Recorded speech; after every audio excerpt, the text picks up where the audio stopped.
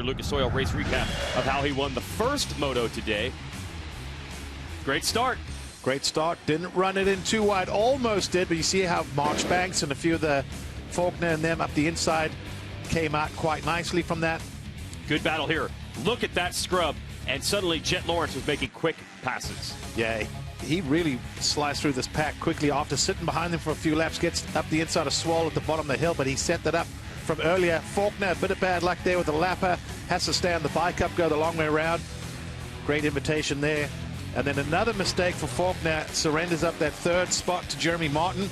So that helps Jeremy at least stay in tabs as far as points go with the front two. Yep, and who knows, he could win the overall if things go sideways, because he would take third, Jet Lawrence second, and there is Justin Cooper taking the first Moto win. As mentioned, 3 races in a row that he's done that.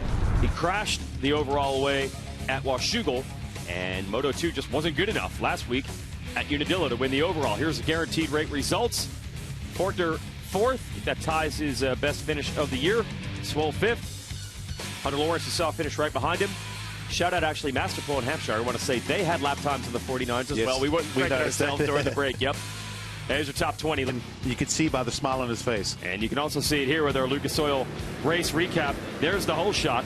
And he was just long gone from there. Good starts also from Masterpool and Jet Lawrence.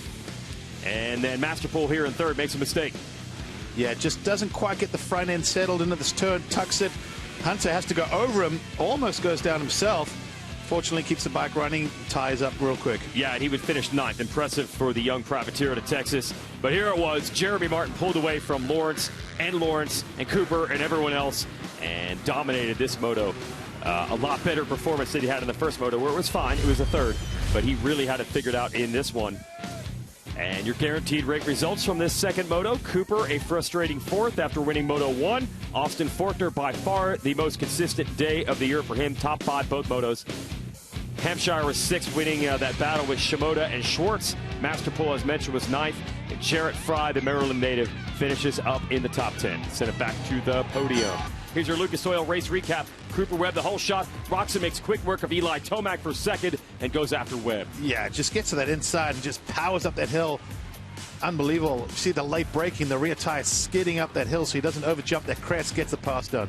Okay, so ROCZEN would pull away from there. Great racing behind him, and then late FERRANDIS would get around Tomac and then Sexton, and he would not give up from there. He chopped 5 seconds off of ROCZEN's lead in the final laps. Yeah, when FERRANDIS gets in that danger zone, as you allude to, he was so good. And right here, it got really nerve-wracking. Look at ROCZEN, takes a look over his shoulder. He knew FERRANDIS was right there and does the smart thing.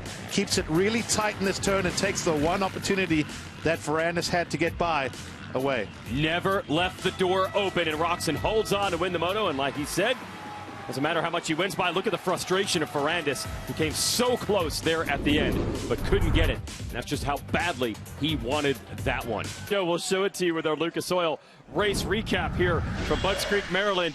You had all the contenders up front early. HOLESHOT's going to go to Ken Roczen. He's able to shove his way to the inside ahead of Joey Savacci, Marvin Musquin, Cooper Webb right there on the inside of him. And Webb is going to have company. Chase Sexton, Dylan FERRANDIS, all right there. FERRANDIS would get around Sexton, move to second, and here is the move for the lead. Yeah, this was some good racing. See Kenny closes the door. FERRANDIS moves to the outside, tries once again, and finally able to make a clean pass here as he takes that line away from Kenny. Kenny was going to go from the outside and cut up the inside. FERRANDIS saw that coming, took that away from him. Yep, got to the brakes. ROCZEN couldn't cut underneath. ROCZEN kept it close, but FERRANDIS wins. It's a 2-second gap. The last lap began. The final margin of victory is 4.8 seconds for FERRANDIS.